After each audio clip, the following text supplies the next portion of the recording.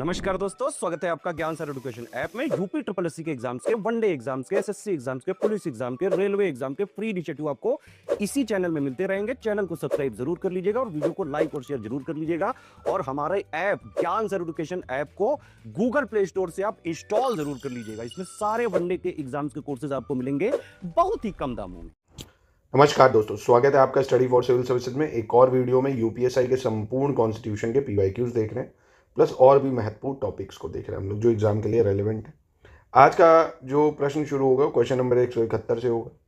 कह रहा है निम्नलिखित में से किसने विधि शासन यानी कानून का शासन, जिसको रूल ऑफ लॉ कहते हैं, उसकी अवधारणा दी थी। रूल ऑफ लॉ जो हमारे किस में दिया है भाई, आर्टिकल 14 में दिया है ना, equality before law and equal protection of law, है ना। रूल ऑफ लॉ यानी कानून का शासन होगा। Rex is lex not lex is rex, मतलब एक रेक्स इज लेक्स एक लैटिन शब्द है, मतलब रूल ऑफ लॉ इसको बोलते हैं। पहले क्या चलता था, लेक्स इज रेक्स ऐसे करके कुछ था।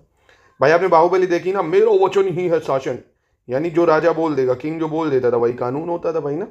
पहले तो यही चलता ना, जब भारत में भी राजशाही थी। अब राजशाही थोड़ी है, अब आपको कानून बनाना है तो पहले पूरा हमारे द्वारा चुने गए लोग उसको बिल के रूप में प्रस्तुत करेंगे, फिर दोनों सदन से पास होगा, फिर प्रेसिडेंट बनेगा, तब कानून बनेगा भाई। किसी के बाप की बपौती तो है नहीं है भारत में, जिसने जो बोला वो कानून बन गया, है ना। तो ये चीज़ थी। रूल ऑफ लॉ लाने वाला तो कौन था, नाम याद रखना है आपको, डाइसी, बहुत फेमस था, एवी डाइसी, ठीक है। इसके बाद कह रहे हैं गन्ने का जो उचित और लाभकारी मूल्य है वो किसके द्वारा अनुमादित होता है। जो फेयर एंड रिम्यूनरेटिव प्राइस मिलता है, एफआरपी, कौन देता है, एफसीआई यानी food corporation, national agriculture corporation marketing federation, या cabinet committee on economic affairs, या agriculture produce market committee, APMC. तो गन्ने पे एफआरपी देने वाला जो है वो है कौन, NAFED, है ना, national agriculture cooperative marketing federation of India, यानी भारतीय राष्ट्रीय कृषि सहकारी विपणन संघ लिमिटेड देता है, ठीक है। इसके बाद है निम्नलिखित में से किसके पास भारत में किसी राज्य का नाम बदलने की शक्ति है। Which of the following has the power to alter the name of state in India.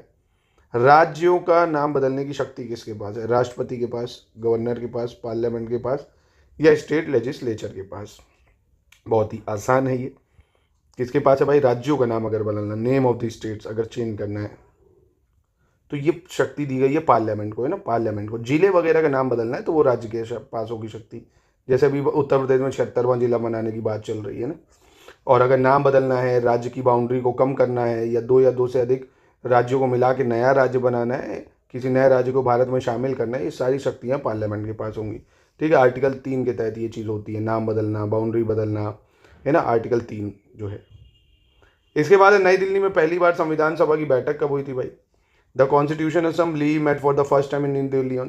पहली बार संविधान सभा की बैठक कब हुई थी भाई, तो पहली बार संविधान सभा की जो बैठक हुई थी ये कब हुई थी, 26 नवंबर 1946, 26 नवंबर 1946 को, ठीक है।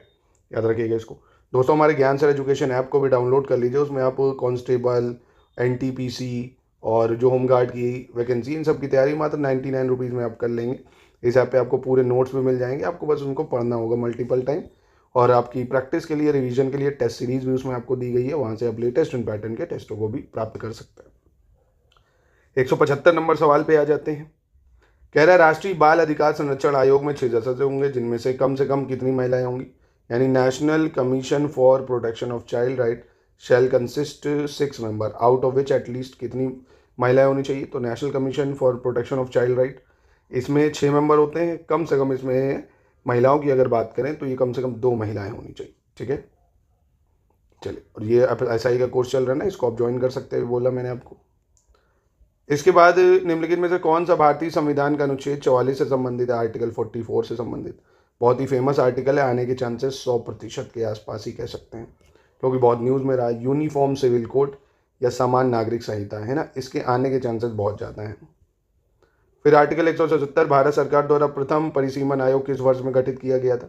In which year the first delimitation commission was constituted by government of India. तो भारत में परिसीमन आयोग या डिलिमिटेशन कमीशन, इसको कब बनाया गया अगर पूछेगा आपसे, तो ये पहली बार बना था 1952 में। कब बना था, 1952 में।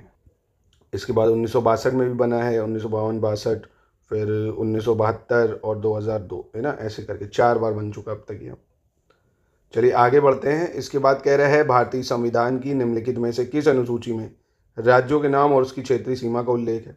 इन which among the following schedule of Indian constitution name of the state and their territorial extent, ये संविधान के कौन से भाग में दिया है, पहला, सातवां, 11वां या तीसरा। तो संविधान की पहली अनुसूची में ये चीज़ दी गई है, भारत के राज्य और संघराज्य क्षेत्रों के बारे में नाम वगैरह, है ना।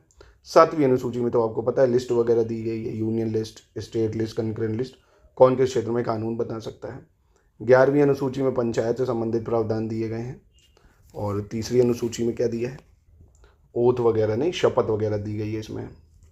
चलिए इसके बाद बात करते हैं, who has the authority to make laws that restrict the fundamental rights of the member of police forces, यानी पुलिस बलों के कर्मियों के मौलिक अधिकारों को प्रतिबंधित करने वाले कानून को बनाने का अधिकार किसके पास है भाई, है ना। Who has authority to make law that restrict fundamental right of member of police forces, राज्य की विधानसभा के पास, संसद के पास, या दोनों के पास, या गवर्नर के पास।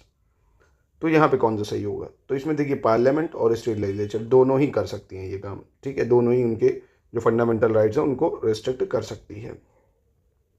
इसके बाद भारतीय संविधान का निम्नलिखित में से कौन सा अनुच्छेद सर्वोच्च न्यायालय की आरंभिक अधिकारिता से संबंधित है, यानी विच of the following article of Indian constitution deal with original jurisdiction of supreme court, original jurisdiction of supreme court, ये कौन से आर्टिकल में आती है आरंभिक अधिकारिता, 41, 141, 133, 31 या 37। तो ओरिजिनल ज्यूरिसडिक्शन की बात करें तो ये है बहुत इंपॉर्टेंट आर्टिकल, आर्टिकल 133, है ना, एकदम रटा होना चाहिए, इसके पूछे जाने के चांसेस हैं काफ़ी ज़्यादा, तो ये बहुत इंपॉर्टेंट आर्टिकल याद रखना है। इसके बाद भारतीय संविधान की किस अनुसूची को 1951 के प्रथम संवैधानिक संशोधन अधिनियम द्वारा जोड़ा गया था, यानी फर्स्ट कॉन्स्टिट्यूशन अमेंडमेंट एक्ट 1951 के द्वारा कौन से शेड्यूल को ऐड करा था, 11, 7, 5 या 9, ठीक है, तो इंपॉर्टेंट है ये भाई। तो 9th शेड्यूल जो है, पहले तो संविधान जब बना था तो 8 अनुसूचियाँ थी, 9वीं अनुसूची को यानी 9th शेड्यूल को फर्स्ट कॉन्स्टिट्यूशन अमेंडमेंट एक्ट 1951 के द्वारा जोड़ा गया था, जिसमें लैंड से रिलेटेड जो कानून थे, अधिनियम थे, वो रखा गए थे। इसके बाद है वन, झील, नदी और वन्य जीव साहित्य, प्राकृतिक पर्यावरण की रक्षा करना और उसमें सुधार करना, ये एक क्या है भाई, यानी to protect and improve the natural environment including forest, lake, river and wildlife is personal right है, लीगल राइट है, फंडामेंटल राइट है, फंडामेंटल ड्यूटी है। तो ये क्या है भाई, फंडामेंटल ड्यूटी है, ये फंडामेंटल ड्यूटी है ना, प्रोटेक्ट एनवायरनमेंट, है ना। ऐसे वे देखा जाए तो डीपीएसपी भी है, पर यहाँ डीपीएसपी का ऑप्शन नहीं है, तो मौलिक कर्तव्य चुनेंगे यहाँ पे। इसके बाद कह रहा है निम्नलिखित में से कौन सा भारत में एक वैधानिक निकाय है, विच among the following is statutory body, यानी बाकायदा स्टैट्यूटरी बॉडी का मतलब क्या है, इसके लिए कानून लाया गया है भाई, है ना, कानून लाया गया है। राष्ट्रीय आपदा प्रबंधन प्राधिकरण, पिछड़ा वर्ग आयोग, नीति आयोग या भारत निर्वाचन आयोग। तो बहुत ही आसान, बहुत ज़्यादा आसान, आराम से आप इसको बता सकते हैं कि national disaster management authority, national commission for backward class, ये तो आपको इसका आर्टिकल ही पता है भाई, national commission for backward class कौन सा आर्टिकल में, 338B में आ जाएगा, है ना। और नीति आयोग ये जो है स्टैट्यूटरी बॉडी है जो पार्लियामेंट मतलब बाय रेजोल्यूशन लाई गई थी, सॉरी माफ़ कीजिएगा, नहीं नीति आयोग नहीं, इसको तो भाई कैबिनेट ने वहाँ की बनाया था ना, प्लानिंग कमीशन को हटा के 2015 में नीति आयोग ला दिया था।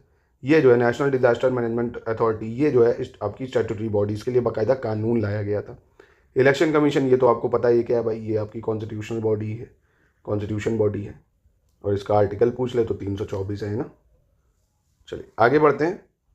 राष्ट्र की संप्रभु शक्ति जिसके तहत निजी संपत्ति को सार्वजनिक उपयोग के लिए लाया जा सकता है उसको क्या कहते हैं, the sovereign power of state under which private property can be taken over for public use is called power of appropriation, power of sovereign immunity, power of eminent domain या पावर ऑफ कॉन्फिकेशन। ये थोड़ा आपका IPC वाला मतलब जो BNS का section था, मूल विधि वाला जो सेक्शन है, उसका सवाल इसमें आ गया है, तो इसको आप याद कर लेना। संप्रभु उन्मुक्त की शक्ति है, पावर ऑफ सोवरेन इम्यूनिटी, है ना, इसको हम लोग अभी मूल विधि में डिटेल में देखेंगे।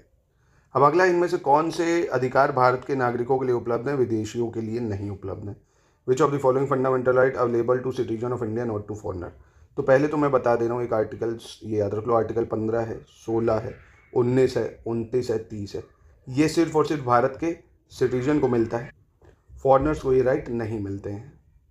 जैसे आर्टिकल मतलब freedom to manage religious affair, धार्मिक मामलों का प्रबंधन, जीवन और निजी स्वतंत्रता का संरक्षण, सार्वजनिक रोजगार के मामलों में समानता, कुछ मामलों में गिरफ्तारी और कैद के विरुद्ध संरक्षण, कौन से सिर्फ भारतीय नागरिक को मिलेंगे। तो equality in matter of public employment. अब भाई आईएएस का फॉर्म कोई यूएस वाला आदमी थोड़ी यहाँ भर पाएगा, सरकारी नौकरी होगा, है ना। तो equality of opportunity in matter of public employment जो कि आर्टिकल 16 है, ये सिर्फ और सिर्फ भारत के नागरिकों को मिलता है। ऐसे आर्टिकल 15 जो है है ना, ये सिर्फ भारतीय नागरिकों को मिलेगा। 1929 थी, ये सिर्फ भारतीय नागरिकों को मिलता है। ठीक है, तो यहीं करते हैं इसकी समाप्ति। प्लीज़ इसको अच्छे से रिवाइज कर लीजिएगा।